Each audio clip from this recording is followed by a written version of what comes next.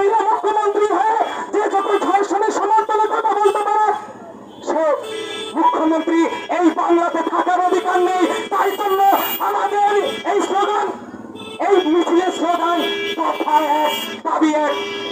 বন্ধুগণ, পশ্চিমবঙ্গে জেগে উঠেছে জুনিয়র ডাক্তাররা, তারা কালকে সেই দিন থেকে রাস্তায় নেমেছে। সেই জুনিয়র ডাক্তারদের উপর এই মমতা ব্যানার্জির পুলিশ লাঠিচার্জ করছে, ছাত্র যুবদেরকে লাঠিচার্জ করছে, কিন্তু তিলোত্তমা ধর্ষণ কাণ্ডে, আর্থিকর ধর্ষণ কাণ্ডে অভিযুক্তদেরকে আড়াল করার চেষ্টা। এটা ধর্ষণের সরকার, ধর্ষণের সমর্থনকারী সরকার, চোরেদের সরকার, বাংলার যুবক সমাজকে নষ্ট করে দিচ্ছে এই সরকার।